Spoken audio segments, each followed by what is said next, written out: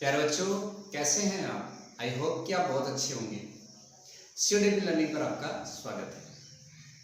आज की क्लास हमारी जो है कक्षा 9th में जीवन की मौलिक इकाई अर्थात कोशिका से है। यह इस चैप्टर का लेक्चर नंबर 2 है।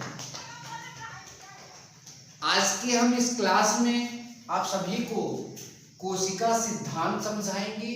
कोशिका सिद्धांत क्या होता है, यहाँ कुछ नाम लिखे गए हैं, इनका भी अर्थ हम आपको जरूर समझाएंगे। वीडियो में आगे बढ़ने से पहले एक टीचर की रिक्वेस्ट आपसे है, क्या यस कर लीजिए जल्दी से भाई। आप कंफ्यूज हुए होंगे कि ये यस क्या होता है, तो आप कंफ्यूज ना हो, मैं आपको बताता हूं।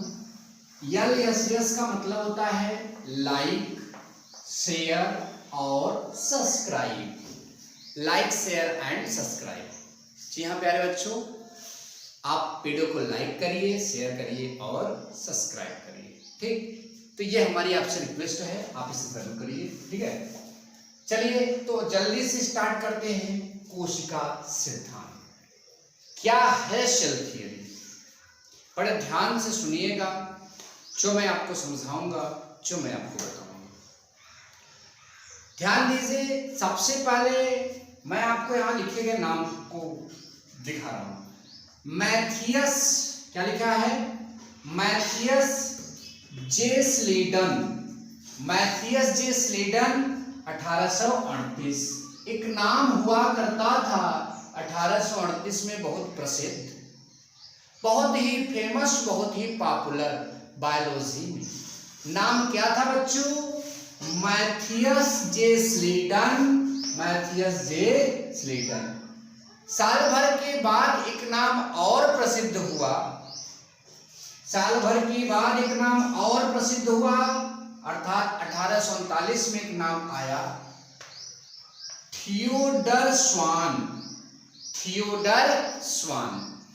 तो उन 2 सालों में बायोलॉजी में 2 नाम प्रसिद्ध हुए थे।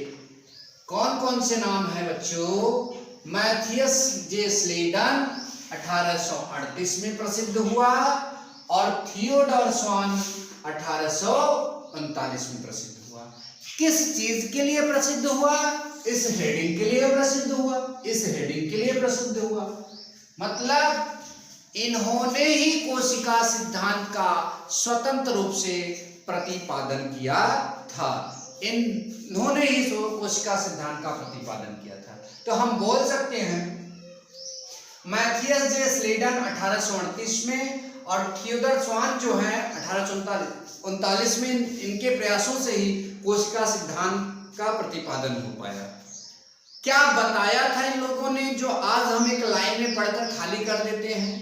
इन्होंने बोला था, कोशिका सिद्धांत के बारे में बता रहा हूं, कि जीव का शरीर एक या एक से अधिक या एक से अनेक कोशिकाओं से मिलकर बना होता है। जैसे अगर हम बात करें अमीबा,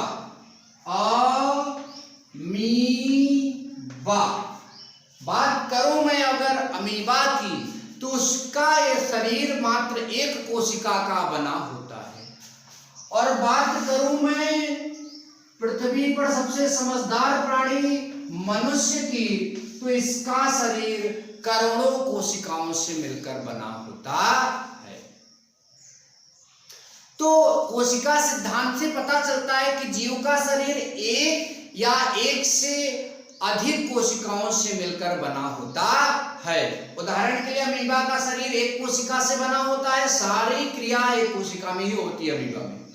और मनुष्य का शरीर करोड़ों अरबों खरबों कोशिकाओं से मिलकर बना होता है। इस सिद्धांत को मैं इन दोनों वैज्ञानिकों ने दिया था और ऐसा उन्होंने बताया।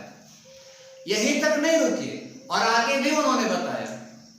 एवं उसके बाद की बात है, कोशिका शरीर की संरचनात्मक और क्रियात्मक इकाई है, जो कि मैंने परिभाषा में बताया था पहले। मतलब शरीर की सारी क्रियाएं कोशिका में ही होती हैं और शरीर का पूरा संरचना कोशिका के द्वारा ही बना है। तो फिर से पूरा समझिए, पूरे सिद्धांत को ही आप समझिए। हम बोलेंगे कि मैथियस जे स्लीडन 1838 और थियोडर स्वान 1847 में कोशिका सिद्धांत दिए थे। इस सिद्धांत के अनुसार जीव का शरीर एक या एक से अधिक कोशिकाओं से मिलकर बना होता है तथा कोशिका शरीर की क्रियात्मक एवं संरचनात्मक इकाई है। तो ये है बच्चों कोशिका सिद्धांत। ठीक, उसके बाद बच्चों एक शब्द आ रहा है यहां पर विरचो। विरचो, परचो नहीं, विरचो। हाँ, विरचो क्या है ये विरचो? बड़ा अजीब नाम है। अरे नाम है तो नाम है तो ये विरचो ही। मतलब यह भी वैज्ञानिक थे, इन्होंने कोशिका सिद्धांत को आगे बढ़ाकर कुछ बताया। क्या बताया और क्या समझाया, अब आप जानिए।